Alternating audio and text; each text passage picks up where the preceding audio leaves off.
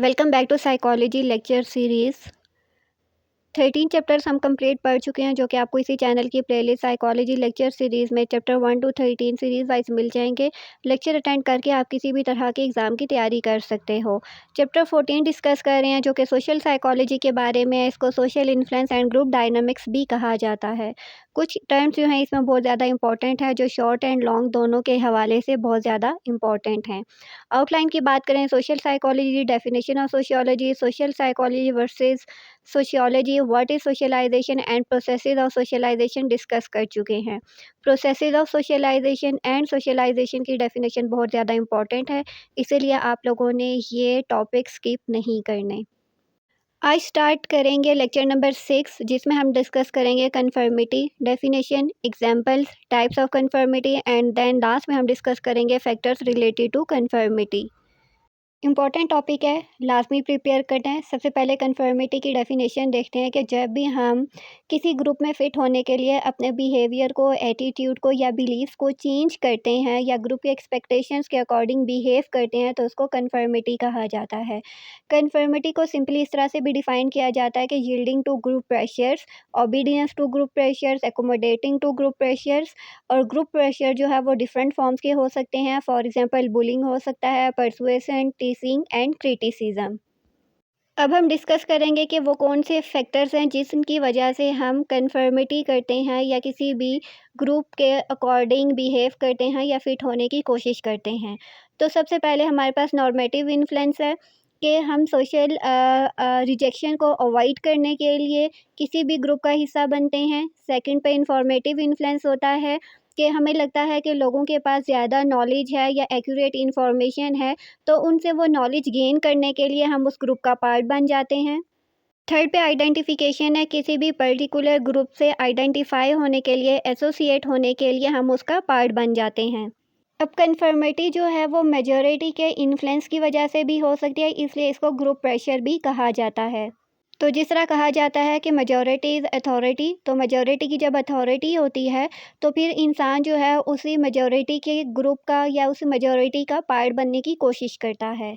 अब एक कन्फर्मिटी जो है वो डिस्ट्रक्टिव भी हो सकती है, यानी जिस ग्रुप का बंदा पार्ट बनता है ना, वो पीसफुल प्रोटेस्टर्स भी हो सकते हैं और उन्हीं लोगों में से कुछ ऐसे लोग भी हो सकते हैं जो किसी ना किसी वजह से एग्रेसिव हो सकते हैं, वायलेंट हो सकते हैं, जिसकी वजह से सारी डिस्ट्रक्शन और हार्मफुलनेस होती है। अब ग्रुप जो हैं वो पीयर प्रेशर को यूज़ करते हुए कन्फर्मिटी को इनकरेज करते हैं, ठीक है।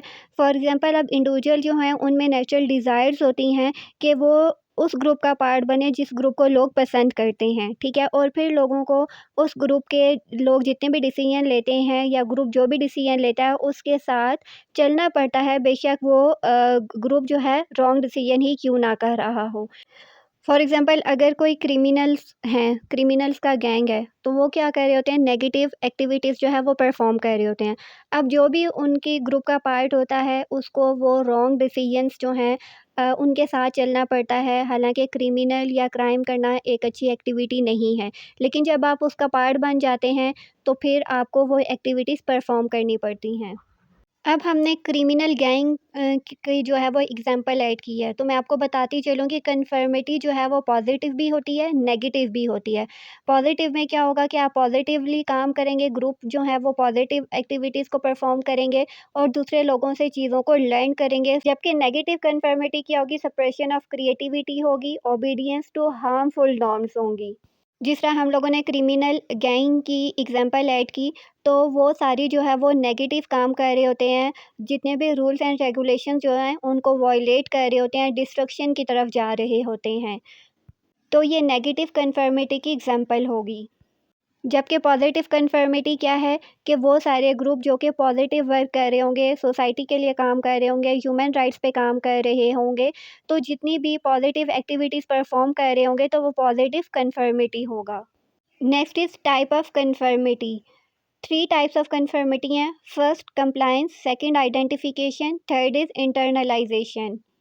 First one is compliance. अब कंप्लायंस क्या है, आपके पब्लिकली तो आप अपना बिहेवियर चेंज कर लेते हैं ताकि आप ग्रुप में सर्वाइव कर सकें, लेकिन इनसाइड जो है ना वो आपका ओरिजिनल बिलीफ ही होता है। आइडेंटिफिकेशन क्या है कि आप पब्लिकली और प्राइवेटली दोनों तरीके से या दोनों वेज़ में अपना बिहेवियर, अपने बिलीव जो हैं वो चेंज कर लेते हो ताकि आप ग्रुप से मैच कर सको। और इंटरनलाइज़ेशन में क्या होता है कि आप फुली एक्सेप्ट करते हो ग्रुप्स के बिलीव्स को, वैल्यूज़ को और एक जेन्युइन चेंज लेकर आते हो अपने बिहेवियर में। अब इंटरनलाइज़ेशन में क्या होता है कि डिज़ायर टू बी राइट होती है। अगर कोई भी इंडिविजुअल है वो हमें ट्रस्टवर्दी लगता है, उसकी जजमेंट अच्छी होती है, तो हम उसके बिलीफ को एक्सेप्ट करते हैं और फिर उस बिलीफ को अपने बिलीफ का पार्ट बना लेते हैं, यानी हमारे अंदर परमानेंट चेंज आ जाता है। Next factors related to conformity. सबसे पहले इंफॉर्मेशन इन्फ्लुएंस हम पढ़ चुके हैं कि जब जिस ग्रुप के पास हमें लगता है कि ज़्यादा नॉलेज है, ज़्यादा अवेयरनेस है, तो हम उसका पार्ट बनना पसंद करते हैं। देन नॉर्मेटिव इन्फ्लुएंस है, सोशल रिजेक्शन को अवॉइड करने के लिए हम ग्रुप का पार्ट बन जाते हैं। साइज़ ऑफ ग्रुप जैसे इंक्रीज़ होता है, कन्फर्मिटी इंक्रीज़ होती है। अवेयरनेस ऑफ नॉर्म्स जब होती हैं, रूल्स एंड रेगुलेशंस के बारे में हमें पता होता है, तो हम उस ग्रुप का पार्ट बनते हैं, यानी कन्फर्मिटी की तरफ जाते हैं।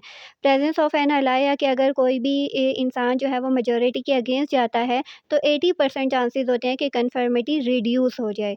उसके अलावा एडोलेसेंस में जब होते हैं तो भी इंडिविजुअल जो है वो ज़्यादा कन्फर्मिटी की तरफ जाता है, यानी एज डिफरेंसेस भी इसमें मैटर करते हैं। नेक्स्ट जेंडर डिफरेंसेस भी होते हैं, लेकिन अभी तक इसके बारे में फाइंडिंग्स क्लियर नहीं है। लास्ट पे कल्चरल इन्फ्लुएंसेस हैं कि कल्चरल इन्फ्लुएंसेस की वजह से भी कन्फर्मिटी में जो है वो डिफरेंसेस आते हैं। तो ये था आज का टॉपिक, जिसमें सबसे पहले डेफिनेशन ऑफ कन्फर्मिटी हमने डिस्कस किया कि चेंज इन बिहेवियर जो है वो कन्फर्मिटी होता है। फिर वो कौन से फैक्टर्स हैं जिनकी वजह से हम कन्फर्मिटी की तरफ जाते हैं, नॉर्मेटिव है, इंफॉर्मेशनल है और लास्ट पे आइडेंटिफिकेशन है। उसके बाद हमने टाइप्स ऑफ कन्फर्मिटी पढ़ी, जिस पे फर्स्ट पे कंप्लायंस था, सेकंड पे आइडेंटिफिकेशन और थर्ड पे इंटरनलाइजेशन। लास्ट पे हमने factors related to conformity discuss किए। नेक्स्ट वीडियो में इंशाल्लाह social conformity versus normative conformity के बारे में डिस्कस करेंगे। कोई क्वेश्चन और कमेंट्स में पूछ सकते हैं। See you in the next video. Till then take care. Allah हाफिज़।